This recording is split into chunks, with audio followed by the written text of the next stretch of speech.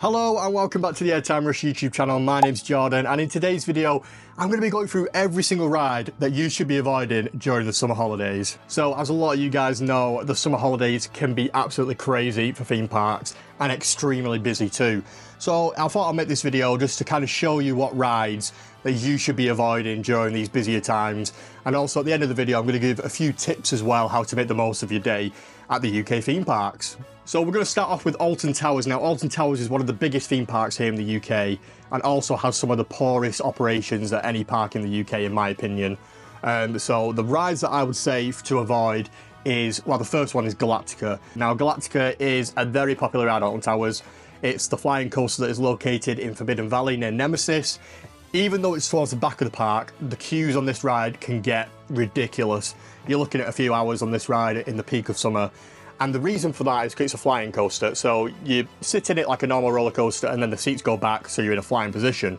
And this whole system and the way that the ride is, it just takes so long to load on and off. So I would definitely say miss this. If you've not done it before, I would say do it. But if you've done Galactica before, give it a miss. It's not worth the wait. Sticking with Alton Towers, we're going to go to Katanga Canyon. And there's two rides here in this whole area. And these are the two rides that I would also miss. So the first up is Runaway Mine Train. It is one of the most popular family roller coasters in the park. A lot of people can go on it because of the height restriction. And the thing with this one is it's a powered coaster, so it's only got one train. The train's quite long, so it can fit plenty of people on it, but this ride goes around twice. And it just normally gets massive queues and you're waiting around for a long time. So if you've got kids, they'll probably want to do this. But I would say prioritise other rides. Like you've got the Curse at Alton Manor just down the way, and that is normally got no queue. You get on it straight away most of the time, so I'll probably say kind of work your way to them kind of rides instead of queuing for the Runaway Mine Train. Staying in Katanga Canyon, we're going to go right next door to the Runaway Mine Train to the Congo River Rapids. Now, I would definitely say give this one a miss.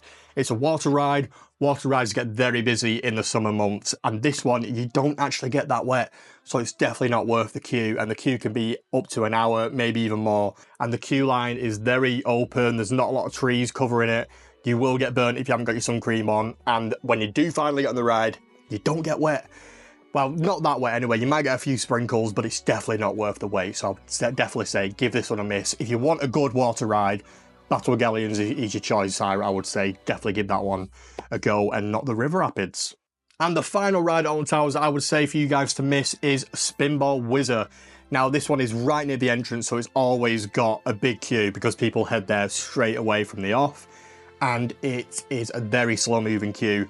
The carriages only fit 4 people in, and the whole loading and unloading does take quite a while.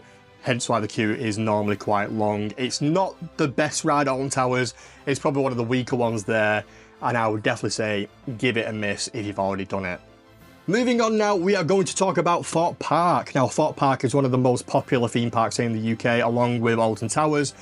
This park is full of teenagers, families, couples. It gets extremely busy in summer.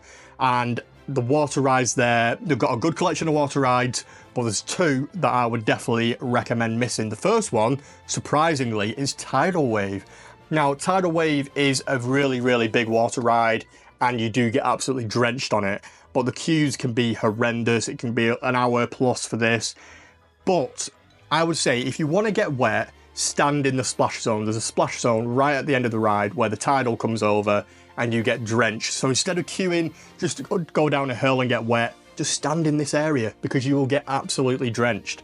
And the second water ride is the Rumba Rapids. Now, just like Alton Towers, you don't get wet on this. It's not worth it. There's no theming. The ride is very tame and the queues can be horrendous. So it's just not worth the wait. Like I just said, if you want to get wet, go and stand near Tidal Wave and get a massive wave of water all over your head. Perfect. Next up is Ghost Train at Thorpe Park. Now this ride is absolutely awful. It's not worth the wait. It used to be okay when it was Darren Brown's Ghost Train. They obviously lost the licensing for that and they changed it to the Ghost Train. It's just a bit of a walk-through kind of attraction. And again, the queues can get ridiculous on this. The good thing about the queues though, it is undercover. So it is nice to get out of the heat sometimes and get on this ride with it being indoor as well. But it's just, the ride itself is not worth the wait. I would definitely recommend doing other rides than this. You got Hyperia at this park, you got Stealth, don't waste your time on the ghost train because you'll come off disappointed and you probably waste about 2 hours of your day. And the final ride at Thorpe Park is Rush. Now, Rush is an S&S Screaming Swing, which is an excellent ride, don't get me wrong, it's a really, really good flat ride. But again, the queues and the capacity of this ride do mean that you will be waiting a long time for it. It's not worth the wait, in my opinion. Again, if you haven't done it, I do recommend doing it because it is a really cool experience, but it's just not worth the wait, in my opinion. Now let's move to Chessington. Now Chessington is one of the most popular family parks in the UK, and it's one of my favourite in the UK, full stop. I really do like Chessington, but it's going through a transitional stage at the moment. Wild Asia is closed, and that had about 4 or 5 rides in that, so already capacity is down. So here are 3 rides that I would say to avoid if you want to make the most out of your day at Chessington. So the first one is Zoofari. Zoofari is basically a car ride where you get on a big jeep and you go around to see the animals, and then you go in a cave at the end, and there's some special effects in the cave. It's not that great. Most of the time the animals aren't out because you have to get it on the perfect timing when the animals are out, which is normally feeding time. I would just recommend going into the actual zoo at Chessington, and they've even got like a walk-through safari as well. Do that. Don't waste your time on Zoofari because, again, the queues can be massive and you won't see that much and you'll be very disappointed. So give Zoofari a miss. Next up, we're going to go to the world of Jumanji, and there's 2 flat rides in this area. One is Ostrich Stampede and the other is Mamba Strike, and they're both just basically glorified funfair rides. Now, the throughputs on these are really bad. They've got really short cycles. They're not worth the wait. If you want to do these kind of rides, just go to your local funfair because you'll get on them straight away. It's just not worth the wait when there's so many class rides at Chessington. Like, you've got literally Mandrill Mayhem right there and Vampire as well. Make the most of them rides. Don't waste your time on these 2 flat rides. Now let's make our way to Legoland. Now Legoland is one of the busiest theme parks in the world and in the UK. The queues in this park can be ridiculous sometimes. It's one of them parks that a lot of kids want to go to. A lot of families go here. And like I just said, the queues, you're looking at queuing for a long time at any of the rides. So these are 2 rides that I would definitely recommend skipping. It might not help your day out. You might still be waiting a long time because it's Legoland. But don't waste your time on these 2 attractions. And the first one is the Dragon's Apprentice, which is a junior roller coaster right near the Dragon roller coaster. And again, this is one that it's only got 1 train and it goes round twice. I think it might even go around 3 times, so there's that. And it's just such a slow moving queue because the train isn't actually that long. At least with the Runaway Mine Train, Alton Towers, it's a long train, so you can fit a lot of people on it. This one, you can't fit a lot of people on it. And it's one of them rides that a lot of the kids want to do, the younger kids, so the queue can be ridiculous on this. Again, if you've got kids that want to do it, then you've probably got no choice, but I would say just give this one a skip, it's not worth it. And the next one is the Haunted House Monster Party, which is the park's Vekoma Madhouse. Now, this one is, I was a bit on the fence about including this one. It's not that good, in my opinion. It's one of the weaker Vekoma Madhouses that I've done. The queue can move quite slowly, but the ride itself can fit quite a lot of people on it, so there is that. But I just feel like the whole batching and the pre-show, it just takes far too long. It's not worth it. And the queue is all outside as well, so it's, yeah, I'll probably say give this one a miss. There's other really good dark rides at the park that I would probably say do them instead of this one. Now let's move up north to Blackpool Pleasure Beach. Now, Pleasure Beach can be very busy in the summer. You've got a lot of Scottish people who like to travel to Pleasure Beach. It's not too far away from Scotland. You've got the Lake District that's nearby. You've got Manchester, it isn't far either. You've got Liverpool. A lot of people come to this park and it can get really, really busy. So the first ride that I would recommend missing at this park is Infusion, the park's SLC roller coaster. Now, this is so rough. It's so uncomfortable. Normally it's running 1 train. If it's running 2 trains, it might not be that bad. Have a look before you go on it. If it's running 1 train, do not queue for it. It's not worth it.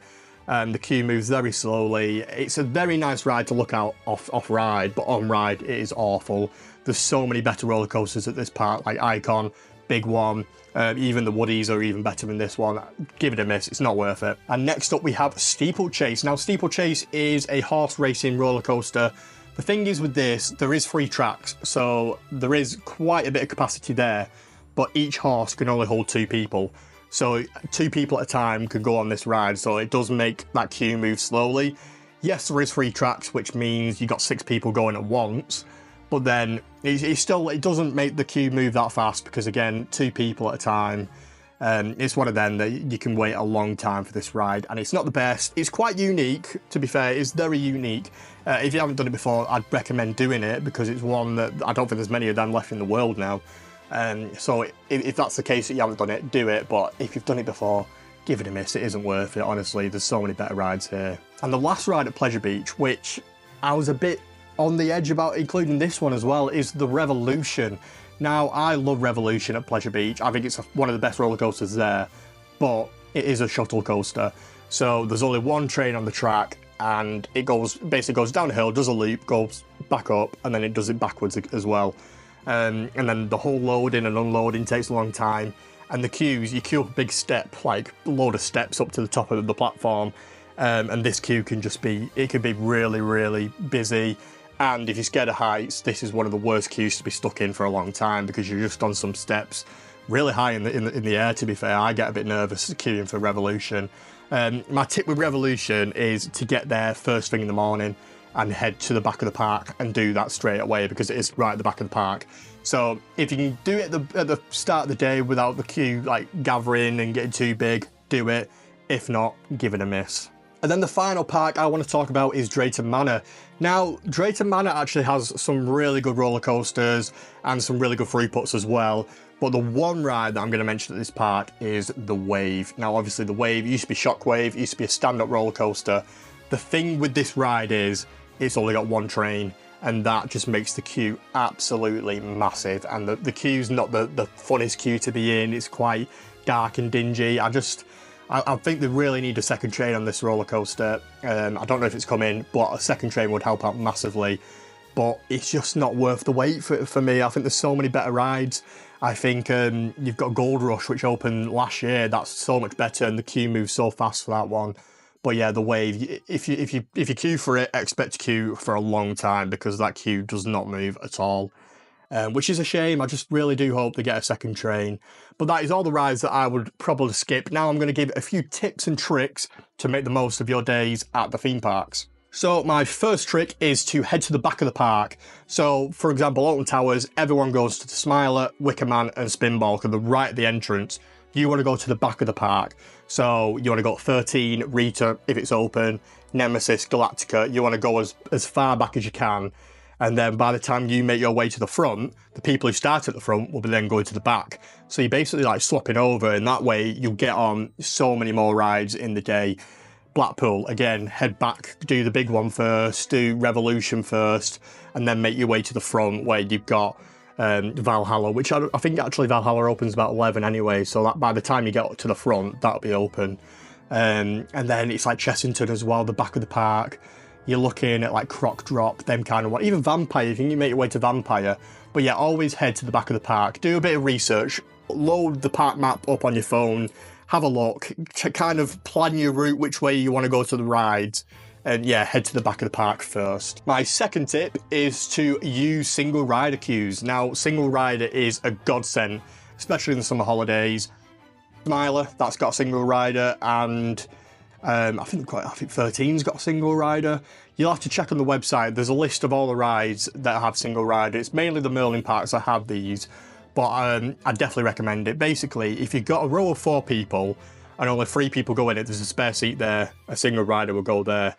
And even though if you queue in with like your family in a single rider, you won't all get put together. You will be separated, but it just means you'll get on the ride a lot quicker. In most cases anyway, you'll get on a lot quicker than queuing in the main queue. And my third and final tip is to get there early. You want to get there before anyone else. You want to be straight in that queue to get into the park and then make your way to the ride you want to do. If you're right at the front, then you can go to the Smile straight away. You can go to Wicker Man because you'll be one of the first people on that ride. So I definitely recommend that. And also stay to the parks right until the end, especially Merlin parks.